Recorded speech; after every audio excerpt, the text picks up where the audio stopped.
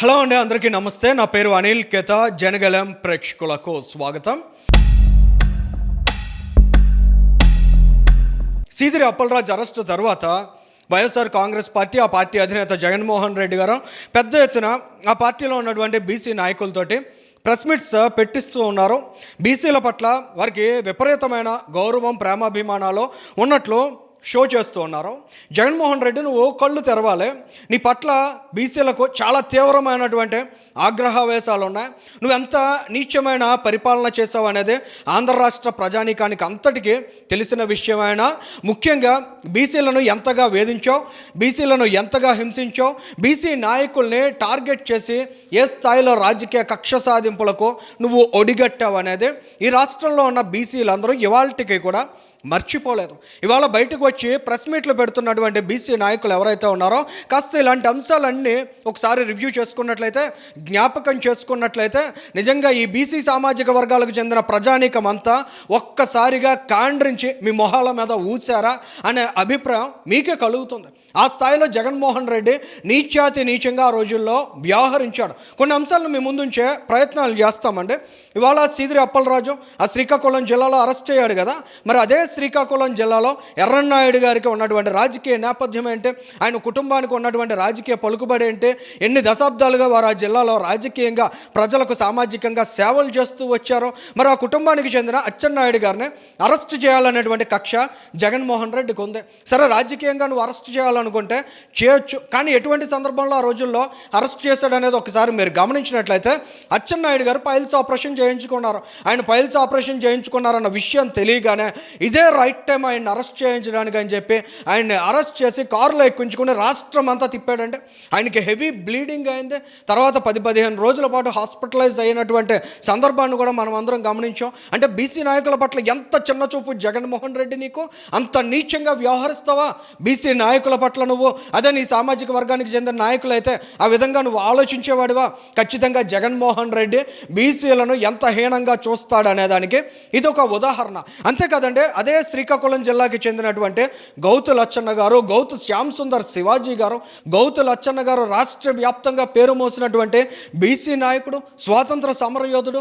ఆయన గురించి కూడా తక్కువ చేసి నీచాతి నీచంగా మాట్లాడినటువంటి నీ సీదిరి అప్పలరాజుని కనీసం కంట్రోల్ చేయలేకపోయినటువంటి జగన్మోహన్ రెడ్డి, నువ్వు ఇవాళ బీసీల గురించి మాట్లాడుతున్నావు అంటే నీకు కాస్తైనా సిగ్గు కానీ గౌరవం కానీ లేదనే విషయం చాలా స్పష్టంగా అర్థమవుతోంది. ఎందుకంటే లేపి తండించుకున్నట్లే వాళ్ళ బీసీలో ఈ విషయాలన్నీ ఆ రోజుల్లో చూసి నీకు ఓటు వేయలేదు, నిన్ను ఘోరంగా ఓడించారు. కానీ ఇవాళ నువ్వేదో బీసీలను ఉద్ధరించినటువంటి నాయకుడిగా బిల్డప్ ఇస్తే తిరిగి నిన్ను చేవాట్లు పెట్టేటువంటి పరిస్థితి కూడా వస్తుందనే అంశాన్ని కూడా మీరు గమనించాల్సినటువంటి అవసరం ఉంది. ఇక విశాఖ జిల్లాలోకి ఒక్కసారి వచ్చి మనం గమనించినట్లయితే అండి, 10 సార్లు మత్స్యకార సామాజిక వర్గం, మత్స్యకార నాయకుడైన సీదిరి అప్పలరాజు అని రైమింగ్లో మాట్లాడుతున్న జగన్ రెడ్డి ఆ రోజుల్లో మత్స్యకార సామాజిక వర్గం నుంచి మత్స్యకార నాయకుడిగా తెలుగుదేశం పార్టీ నుంచి బరిలో నిలిచి గెలిచిన వాసుపల్లి గణేష్ కుమార్ నీ పార్టీలో ఎందుకు జాయిన్ అయ్యాడు?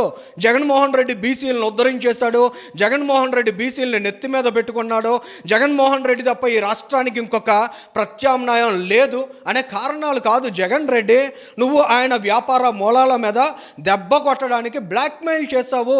అక్కడ కేసీఆర్ను అడ్డు పెట్టుకుని ఇండికి డిఫెన్స్ అకాడమీస్ ఉన్నాయి కాబట్టి వాటిని టార్గెట్ చేస్తే తప్పనిసరి పరిస్థితుల్లో నీ పార్టీలో చేరి ఆయన ఆ బులుగు కండువా కప్పుకున్నారనే రియాలిటీ ఈ ప్రాంతంలో ఉన్న ప్రతి ఒక్కరికి తెలుసు. ముఖ్యంగా మత్స్యకార సామాజిక వర్గంలో ఉన్నటువంటి ప్రజానీకానికి కూడా తెలుసు.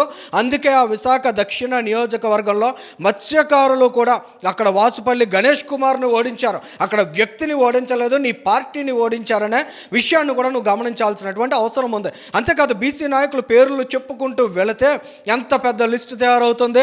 పల్లా శ్రీనివాస్ గారిని ఏ స్థాయిలో వేధించావు, అయ్యన్న పాత్రుడి గారి మీద ఎంత కక్ష కట్టావు, అయ్యన్న కుటుంబాన్ని కూడా టార్గెట్ చేసి ఎంతగా వేధించావు. అక్కడ తూర్పుగోదావరి జిల్లాలో కూడా ఆదిరెడ్డి కుటుంబాన్ని కూడా ఏ స్థాయిలో నువ్వు వేధించి రాజకీయంగా కక్ష తీర్చుకునే ప్రయత్నం చేసావు, వాళ్ళని నీ పార్టీలో చేరమని బలవంతం చేసావు. ఇలాంటివన్నీ కూడా ప్రజలకు తెలియదు అనుకున్నావా? ముఖ్యంగా బీసీలకు తెలియదు అనుకున్నావా? సరే, రాజకీయ అంశాలన్నీ పక్కన పెట్టే అమర్నాథ్ గౌడ్ అనే ఒక బీసీ సామాజిక వర్గానికి చెందినటువంటి బాలుణ్ణి నీ సామాజిక వర్గానికి చెందినటువంటి కొద్ది మంది వైసీపీ మోక అరాచకాన్ని సృష్టించేటువంటి దుర్మార్గులు, నిజంగా సైకోలు ఆ పిల్లాన్ని ఎంత ఘోరంగా ఆ రోజుల్లో హతమార్చారు. ప్రజలందరూ మర్చిపోయారు అనుకున్నావా? కనీసం దాని మీద ఏ ఒక్కరోజైనా నువ్వు మాట్లాడే ప్రయత్నం చేసావా? కనీసం రెస్పాండ్ అయ్యావా? తూర్పుగోదావరి జిల్లాలో శెట్టిబలిజ సామాజిక వర్గానికి చెందినటువంటి ఒక యువకుడు, ఒక చిన్న ఆడబిడ్డ ఉంది, ఒక మగపిల్లాడు ఉన్నాడు. ఆ యువకుడిని నీ పార్టీకి చెందినటువంటి గంజాయి మోక బ్లేడ్ బ్యాచ్లో అత్యంత ఘోరంగా ధవళేశ్వరంలో 30కి పైగా బ్లేడ్ ఘాట్లు పెట్టి ఆ యువకుడి ప్రాణాలు బలి తీసుకుంటే నీ పార్టీ నాయకులు వచ్చి 10 లక్షల రూపాయలు ఇచ్చి కేసు పెట్టకండి, ఉపసంహరించుకోండి అని ఆ కుటుంబం మీద ఒత్తిడి తీసుకువచ్చినటువంటి విషయాలను కూడా ముఖ్యంగా బీసీలు మర్చిపోయారు అనుకుంటున్నావు జగన్ రెడ్డి. ఇటువంటి ఘోరాలు జరిగినప్పుడు ఏ రోజు కూడా నోళ్ళు లేవలేదు ఆ పార్టీలో ఉన్నటువంటి బీసీ నాయకులకి. ఇవాళ బయటకు వచ్చి సిగ్గు లేకుండా బీసీ కార్డు వాడుకుంటున్నారంటే బీసీలు అందరూ తరిమి కొడతారు మిమ్మల్ని అనే విషయాన్ని ఖచ్చితంగా మీరు జ్ఞాపకంలో పెట్టుకోవాల్సిన అవసరం ఉంది. ఈ ఆంధ్రప్రదేశ్ రాష్ట్రంలో బీసీలు ఎప్పుడు ఏ పరిపాలనలో ఏ ముఖ్యమంత్రి నేతృత్వంలో చవి చూడనంతగా అణచివేతను జగన్మోహన్ రెడ్డి కాలంలో చూశారు. అంత దారుణమైన వేధింపులకు గురయ్యారో. జగన్మోహన్ రెడ్డి వంటి నాయకుడిని ఎట్టి పరిస్థితుల్లో బీసీలు సమర్థించడానికి, తిరిగి నెత్తి మీద పెట్టుకోవడానికి సిద్ధంగా లేరనే వాస్తవాన్ని కూడా మీరు గమనించాలి. ఇవాళ ఆంధ్రప్రదేశ్ రాష్ట్రంలో బీసీలంతా కూడా ఆలోచించాల్సినటువంటి అవసరం ఉంది. ఇవాళ బీసీలను అడ్డుపెట్టుకుని తప్పును ఒప్పుగా, ఒప్పును తప్పుగా చూపించే ప్రయత్నాన్ని చేస్తున్న జగన్ రెడ్డి లాంటి వాళ్ళకి ఖచ్చితంగా బుద్ధి చెప్పాల్సిన అవసరం కూడా ఉంది. ఒక మత్స్యకార నాయకుడైనంత మాత్రాన సీదిరి అప్పలరాజు కొడుకు చేసింది యాక్సిడెంట్ కాకుండా పోతుందా? దానయ్య వంటి ఒక బీసీ సామాజిక వర్గానికి, యాదవ సామాజిక వర్గానికి చెందినటువంటి నిరుపేద కుటుంబం ఇవాళ ఆ కుటుంబ పెద్దను కోల్పోయింది.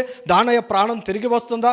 ఆ కుటుంబానికి కనీస ఆర్థిక సహకారం అందించకుండా ఆ బీసీ నాయకులుగా చెప్పుకుంటున్నటువంటి ధర్మాన కృష్ణదాస్ లాంటి వాళ్ళు వెళ్ళి అక్కడ సీదిరి అప్పలరాజు ఇంట్లో కూర్చొని పక్కపక్క నవ్వుతూ మాట్లాడుతున్నారంటే సీదిరి అప్పలరాజు సతీమణి ఇవాళ కనీస మానవత్వం లేకుండా తన భర్తను ఎందుకు అరెస్ట్ చేశారో కూడా తనకు తెలియదన్న స్థాయిలో డ్రామాలు చేస్తున్నారంటే ఏ స్థాయికి పతనమైపోయినటువంటి నీచులంతా ఇవాళ ఆ వైఎస్ఆర్ కాంగ్రెస్ పార్టీలో ఉన్నారో అటువంటి వారికి ఏమాత్రం అవకాశం ఇచ్చినా అటువంటి వారిని తిరిగి నెత్తిన పెట్టుకున్న ఒక్క బీసీలనే కాదు ఆంధ్రప్రదేశ్ రాష్ట్రాన్ని సర్వనాశనం చేస్తారనే వాస్తవాన్ని మాత్రం ప్రతి ఒక్కరూ గమనించాల్సిన అవసరం ఉంది.